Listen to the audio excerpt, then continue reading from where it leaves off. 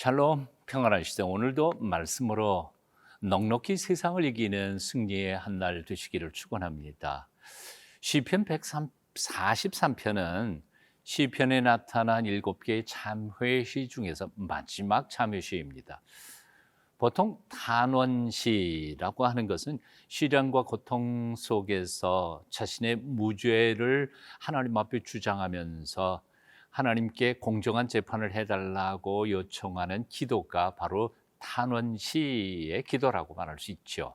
그런데 비해서 이 참회시라고 하는 것은 자신의 허물과 죄를 인정합니다. 깨닫고 그럼에도 불구하고 하나님의 긍휼하심, 용서와 자비를 구하는 기도가 바로 이 참회시라고 말할 수 있죠.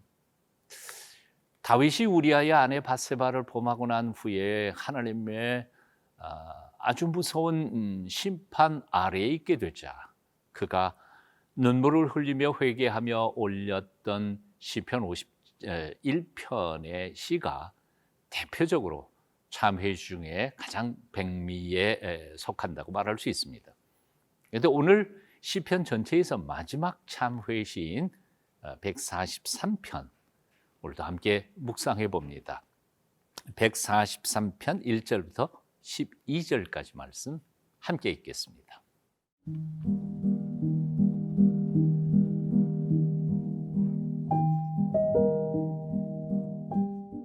시편 143편 1절에서 12절 말씀입니다. 여호와여, 내 기도를 들으시며 내 간구에 귀를 기울이시고 주의 진실과 의로 내게 응답하소서. 주의 종에게 심판을 행하지 마소서. 주의 눈앞에는 의로운 인생이 하나도 없나이다. 원수가 내 영혼을 핍박하며 내 생명을 땅에 엎어서 나로 죽은 지 오랜 자같이 나를 암흑 속에 두었나이다. 그러므로 내 심령이 속에서 상하며 내 마음이 내 속에서 참담하니이다. 내가 옛날을 기억하고 주의 모든 행하신 것을 읊조리며 주의 손이 행하는 일을 생각하고 주를 향하여 손을 펴고 내 영혼이 마른 땅같이 주를 사모하나이다. 셀라. 여호와여, 속히 내게 응답하소서. 내 영이 피곤하니이다. 주의 얼굴을 내게서 숨기지 마소서. 내가 무덤에 내려가는 자 같을까 두려워하나이다. 아침에 나로 하여금 주의 인자한 말씀을 듣게 하소서. 내가 주를 의뢰함이니이다. 내가 다닐 길을 알게 하소서. 내가 내 영혼을 주께 드림이니이다. 여호와여, 나를 내 원수들에게서 건지소서. 내가 주께 피하여 숨었나이다. 주는 나의 하나님이시니 나를 가르쳐 주의 뜻을 행하게 하소서. 주의 영은 선하시니 나를 공평한 땅에 인도하소서. 여호와여, 주의 이름을 위하여 나를 살리시고 주의 의로 내 영혼을 환난에서 끌어내소서. 주의 인자하심으로 나의 원수들을 끊으시고 내 영혼을 괴롭게 하는 자를 다 멸하소서. 나는 주의 종이니이다.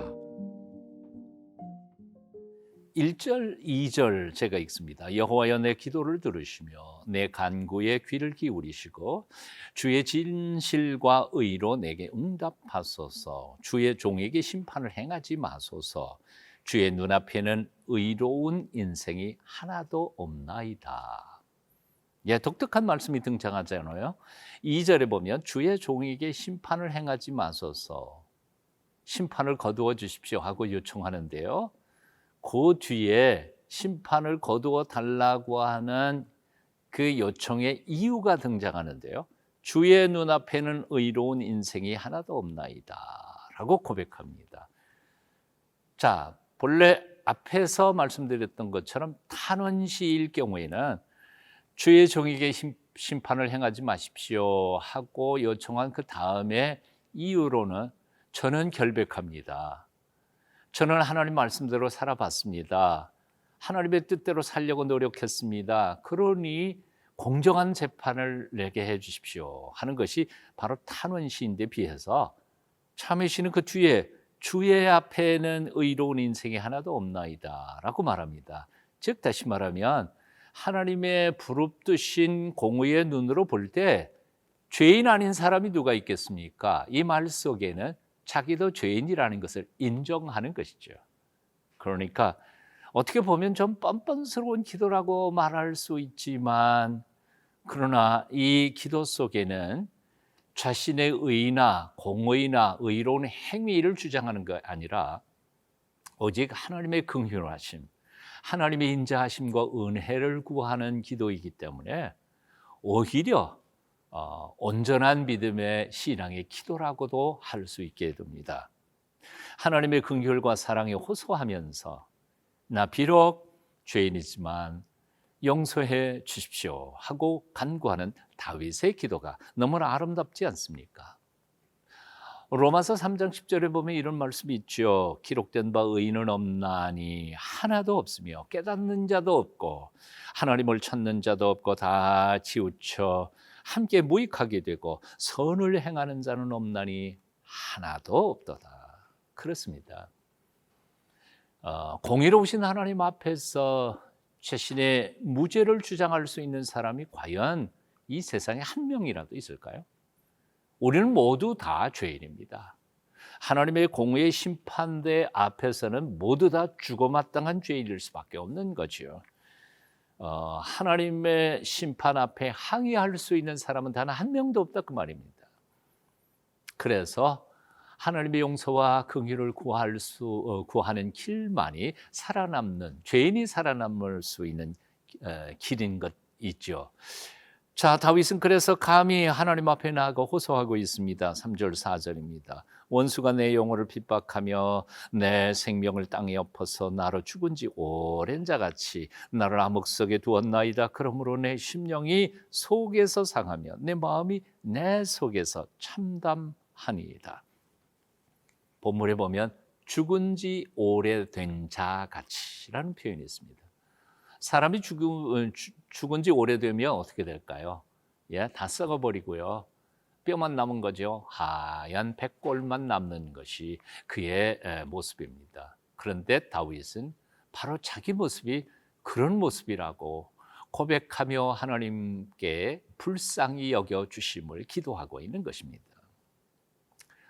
사랑하는 여러분, 지난날 실수했고 잘못했고 그래서 그 결과로 지금 너무너무 힘들고 어려운 삶을 살아가고 계십니까?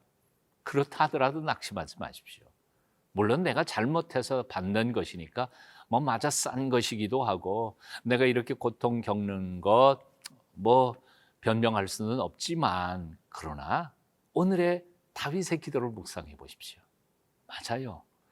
하나님께서 우리의 잘못을 심판하시는 것만으로 생각한다면 세상에 하나님 앞에 말할 수 있는 사람 아무도 없죠. 하지만 우리는 하나님의 긍휼을 믿습니다.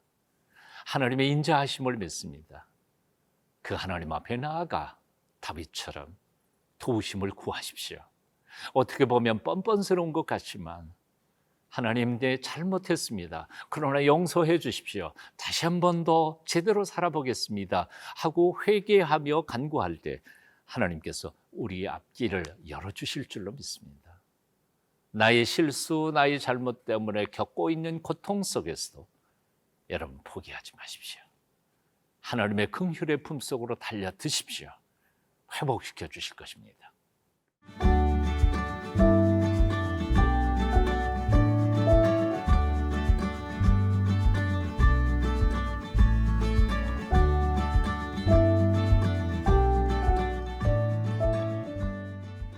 7절부터 9절까지 제가 읽어봅니다. 여호와여 속히 내게 응답하소서. 내 영이 피곤하니이다. 주의 얼굴을 내게서 숨기지 마소서. 내가 무덤에 내려가는 자 같을까 두려워나이다. 아침에 나로 하여금 주의 인자한 말씀을 듣게 하소서. 내가 주를 의뢰함이니이다. 내가 다닐 길을 알게 하소서. 내가 내 영혼을 주께 드림이니이다. 여호와여, 나를 내 원수들에게서 건지시고 내가 주께 피하여 숨었나이다.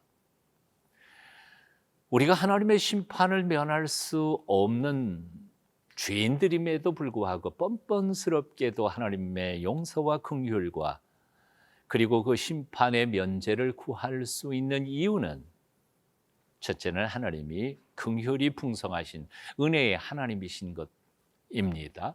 그러나 두 번째 이유도 있습니다. 그것은 뭔고 하니 하나님하고 우리하고 아주 중요한 관계에 있기 때문이라는 것입니다.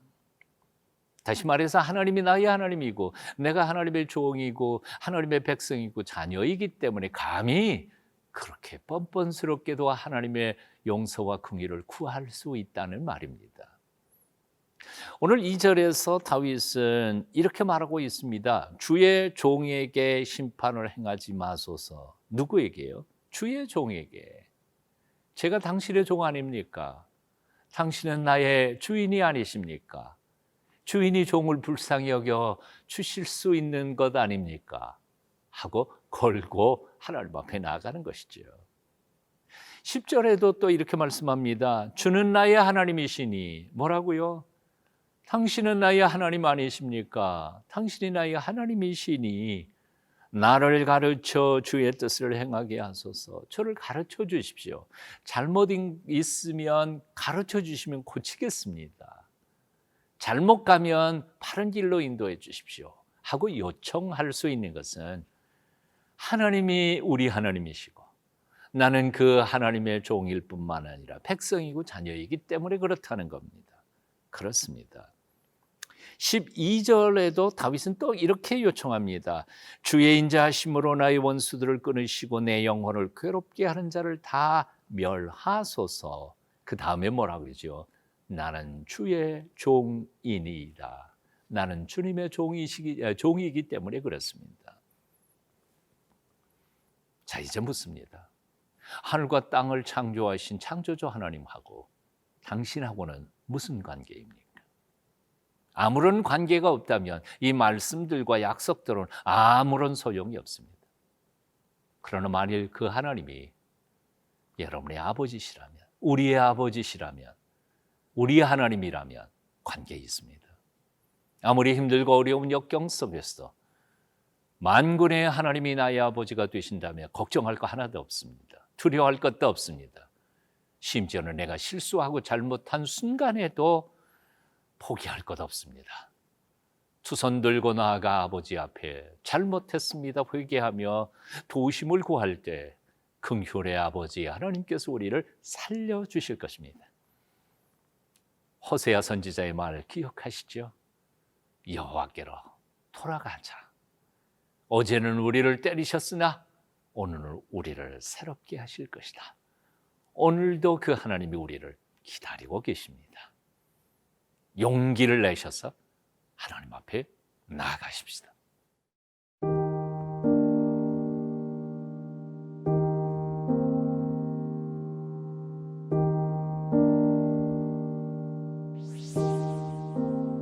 구원의 주인이신 하나님, 날마다 주님의 인자하신 말씀으로 우리에게 들려주셔서 주님의 종된 우리가 엉뚱한 길 걷지 않도록 우리를 지켜주시옵소서. 예수님의 이름으로 기도합니다. 아멘.